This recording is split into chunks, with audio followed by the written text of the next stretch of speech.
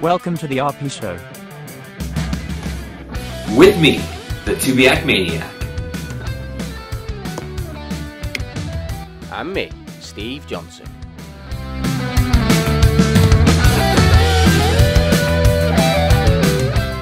Season 2, episode number 4. Mikey Mike, Tubiac Maniac, how's it going? What's up? I'm here with you. So, come on, lay it on me, big dog. What have we got going on this week? Well, remember in our last episode, we talked about people that we find inspirational or inspiring people. Like, remember that? Oh, yeah. Well, we got somebody. Eric Bernardo. He is not only a LA recruitment firm man, he works for. He's a president of the Foundation Fighting Blindness, the Pittsburgh chapter. He's a YouTube content creator. He's into fitness. And I think Steve and I feel that he's just a really genuinely just nice guy. Eric, great to see you, man. First official guest on the show. Great to be here. Thank you guys for the opportunity. And may I say, I've noticed you dressed for the occasion. That is a rather fetching t-shirt you have on. Oh, thank you. Thank same you to very you much. too, because I know what that says. Yeah. All right, let's jump right into it. Eric, so tell us a little bit about your eyesight. Yeah, so as you guys know, I have retinitis pigmentosa. I started to manifest symptoms when I was about 7 years old. I have no vision in my left eye, and I have tunnel vision in my right eye. Right, okay. So no sight in the left eye, tunnel vision in right eye. How's the night vision? I assume terrible, like me and Mike. Non-existent. Yeah, non-existent. That sounds about right. The night vision, the movie theater vision, the restaurant vision, it's pretty much gone. What's your cane status? So Okay. yes, I did O&M training, which is orientation and mobility for those who might not know. 10 years ago, I did that, and it was maybe a year-long process, 1 day a week, meeting with the instructor. And about 6 or 7 months ago, I actually got an identification cane as well, which I learned about on your show. So thank you guys for that. So I have That's so That's what cool. we do. Yeah. That's what we do. So Eric, the other thing we wanted to ask while we've got you on today is what's your work status at the moment? Yeah, so I am a recruitment consultant for a company called Ignite Recruitment. They're based in Los Angeles, California. I'm in Pittsburgh, Pennsylvania, so it is a remote opportunity. And I actually Wow, that's awesome. Yeah. That's That's very pretty cool. I actually went out of my way to secure myself a remote opportunity because I've never driven a car, and that's always been a barrier to employment and has made an employment situation when I had worked in an office in the past a little less convenient than is ideal. That's awesome. So you said you actively started looking for remote work. What sort of triggered that? I mean, just your personal circumstances, or you just suddenly had an epiphany one day that remote working is the future? How did that come about? Both of those things, actually. So because of my own situation, obviously not driving and having RP, and like I mentioned, not driving being sort of a barrier in the past when looking for work, and kind of an inconvenience when having work in an office setting where I had to go to the office 5 days a week. I just decided earlier this year that I've had enough of that. Like there's so much about this condition that we can't control. And I decided to take the reins with that and say, can't control a lot of this, but I can sure control what work I'm doing. I'm going to do this. And Wow, that's awesome. that's kind of the epiphany that I came to back in April, May of this year. And that's led to this. So why LA? I mean, you're in Pittsburgh. LA seems like a long way from Pittsburgh. How did you approach them? Were they cool with you being in Pittsburgh, even though they're in LA? Yeah, so they're based in Los Angeles, but they have contractors that work all over the United States.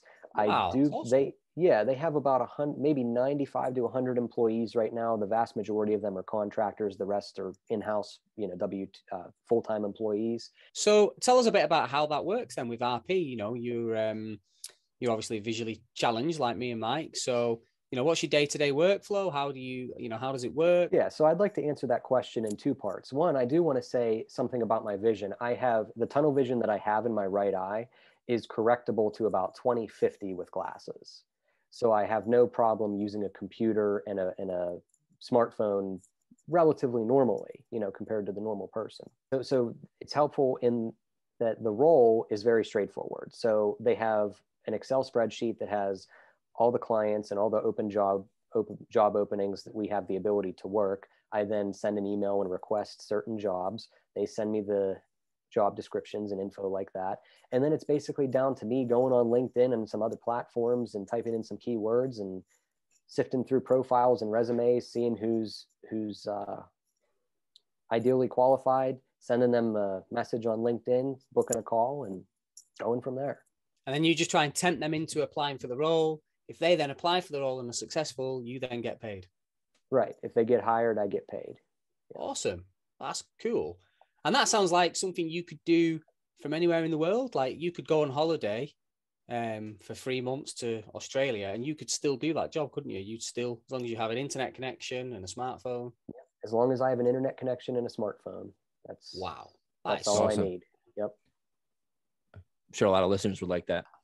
I am happy to speak with anybody who is listening, who may be interested in such an opportunity. Reach out to me. We can talk about it in more detail and we can see what's great stuff. Well, available. Anybody watching this, put it in the comments below. And I'm sure, Eric, you can respond to them comments and hook up with people directly. That would be really nice if, even if you help one person, that would be so awesome. And I would say get in contact with me and we'll see what we can do, or look into it on your own. There are many staffing agencies. I think the staffing industry is like $150 billion a year industry. So there's definitely the opportunities out there for those who want to take on the risk and see what they're made of. That's awesome. That's awesome. Nice. You are very active in the FFB, the Foundation for Fighting Blindness. Now, I wanted to talk to you about this because we don't have them in the UK. That's very much an American charity or organization, non-profit. Well, I'm not sure. You can maybe shed a bit of light on this. But Eric is actually the president of the Pittsburgh chapter. Is that right? Yeah. Yes, I am. I assumed that role back in early summer. What I do know about the Foundation for Fighting Blindness, which I actually learned on your YouTube channel, because you talked about them in pretty good detail in one of your episodes, was that they were actually founded by a guy with RP. Yeah, absolutely. And a little bit of a history there that I don't believe I mentioned in the video. It actually was started as the Retinitis Pigmentosa Foundation. Really? I believe so. I could be mistaken on that, but I believe in its maybe first few years of its existence, it was actually called that because, that was a recognition of the fact that the founder had retinitis pigmentosa. But then it grew, its mission grew to just combat all inherited retinal diseases, not just retinitis pigmentosa. They're a big player, aren't they? They are funding a lot of projects and they're funding a lot of research into many retinal diseases. Do you want to talk a little bit about that? Great question, because I attend, as president, I attend a lot of the public webinars that the foundation has, just to kind of be as informed as I can as the president. They have a couple quarterly webinars about trials and gene therapies and stem cell research. What I do want to make sure the viewers know is that if you go to the Foundation Fighting Blindness's website, and I can even get you guys the link to this webpage, there's a page on the foundation's website called the Clinical Trial Pipeline, and it has a list of every clinical trial that the foundation is assisting in funding and what stage in the clinical trial that they're in. Wow. Every single one. And really interesting. They break it down. There's about 40 of them right now. 40? 40. Wow. So I'll send you guys the link so that maybe we can get that out to the viewers in some way, shape, or form for them to go. We'll put that in the comments for sure. Every now and again, it's worth dipping into that, isn't it? And just seeing, like you've just said, there's a lot of advancement going on now in stem cell, gene therapy, all these different things. So I think it's worth, on the RP show, just lifting the lid on what are the current trials, what are the current, sort of schools of thought, and what is the direction of travel for, towards a cure at the moment. What are they looking into? And that resource you've just shared and that webpage with a one page of where they are, what's underway, and what the status is, I think that's really cool, really interesting. So yeah, please do send us that link. We'll get it in the comments, and then who knows, maybe we'll do a future episode just on that topic. Yeah, it's incredible what they're doing there, Yeah. because more recently, and this is very exciting for me. So I have the RPGR. I'm X-linked RP with the RPGR gene defect, and I believe maybe there are 4 clinical trials right now on that specific gene. However, what's really exciting, especially for people who don't have as common of a gene defect, because RPGR is very common. What's really exciting is the breakthroughs that they're making in stem cell research, because stem cell research is going to lead to potential treatments and cures that are called gene agnostic, which means that it doesn't matter what kind of gene you have. Yeah, across the board. Okay. There are over 250 genes that could go wrong to create an RP environment within somebody. And gene agnostic therapies are the way of the future, because they're going to tackle all 250 types, as opposed to having a clinical trial on this one, having a clinical trial on that one. And it's really, really exciting stuff. Wow, that's really cool. Anyway, we won't labor the point too much. That's really exciting.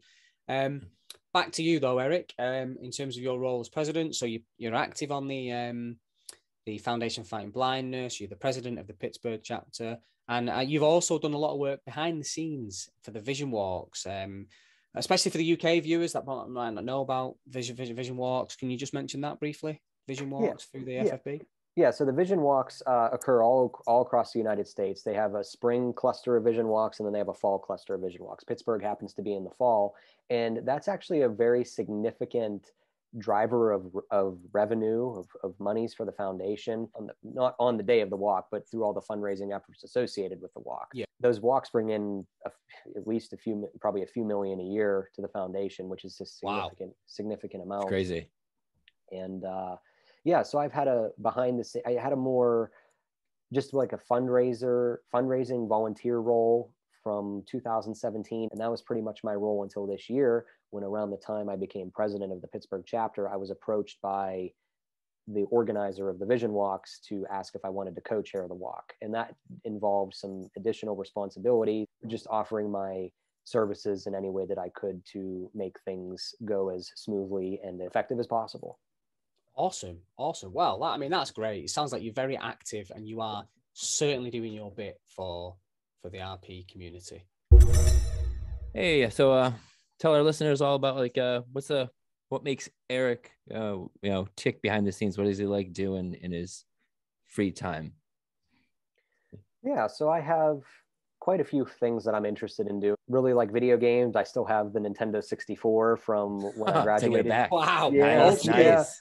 Like to watch a lot of YouTube videos. I create YouTube videos occasionally, but I also like watching YouTube videos. I'm actually, like you guys, into fitness in a pretty big way. I run 4 days a week and lift on 2 or 3 of those days, and I enjoy keeping healthy and fit as I can, or anything like that. I also used to play some golf back in the day, and thinking about getting back into that this year. And I'm also thinking about getting back into martial arts this year. I was a martial artist for a while.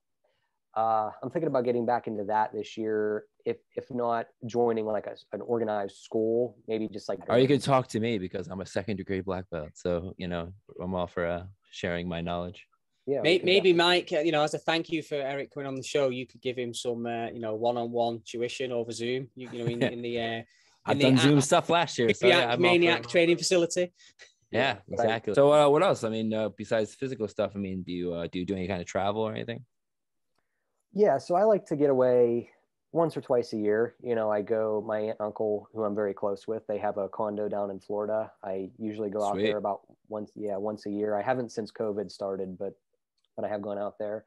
I go out to Utah every few months. I have some good friends out there that I go see, and Utah is just absolutely stunning.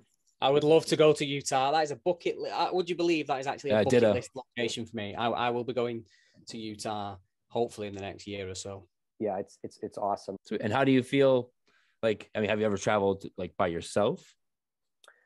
I've traveled by myself very many more times than not, actually. Wow. Yeah, what do you do? How do you handle it? Is there a certain? Do you get assistance, or you're using a cane? I usually fly Delta, and Delta has a very seamless assistance protocol. So when you go to book your flight, you can request assistance, and it actually gives you options, like, are you hearing impaired? Are you visually impaired? Oh, wow. That's awesome. Are you Yeah, that's wheelchair crazy. bound? It's awesome. Yeah. So, of course, check the visually impaired box, and if things go ideally well with the assistants, they'll meet you at the security, at the beginning of security, help you get through security. Because I mean, I'm sure that, you guys, when you have flown, getting through security with the bins and people's different stuff in different bins, Total and people nightmare. moving fast, and they're Yeah. like, you got the TSA folks, come on guys, let's keep it moving, and it's like, well, I can't keep it moving. I It's can't. So Yeah, right. overwhelming. Yeah, Just yeah, so yeah. overwhelming. A lot Yeah. of balls I'm in the air trying. to manage. Yeah. And the assistants to be good, would you recommend it, Eric? When you getting the assistants from Delta, Absolutely. flying alone? Yeah, absolutely. I mean, like I said, they get you through security. They get you basically from the beginning of security to the gate, and then one of the gate people will assist you if you need it on Like the getting plane. it on the plane. Okay. Like you can grab their elbow or their shoulder, and they'll guide you to your seat. And say, Yeah. as No, you're that's cool. traveling. Oh yeah. So, But talking in guy speak, that takes what they'd say, takes balls to do that. It's I so appreciate that. Thank you. I give you props for that. So yeah. So, Eric, we think you are an absolute inspiration. The things that you're doing, a very active player in the RP community, and you are a hero.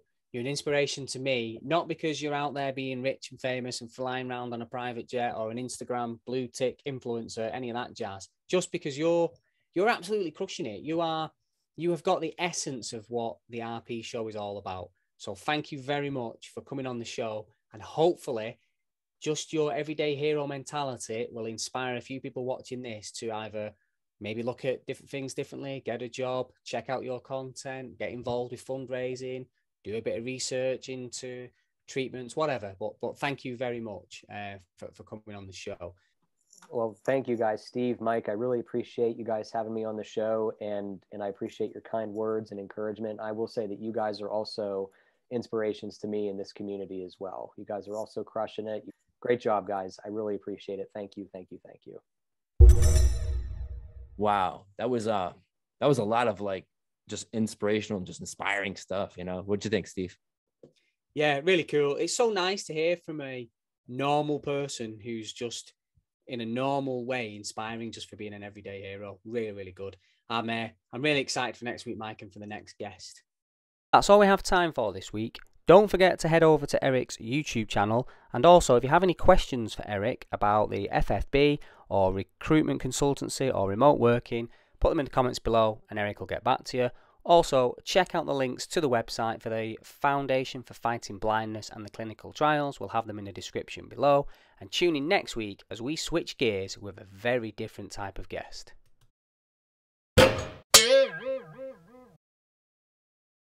Eric Bernardo, and he not only is an LA, what's his job? I forget. Yeah.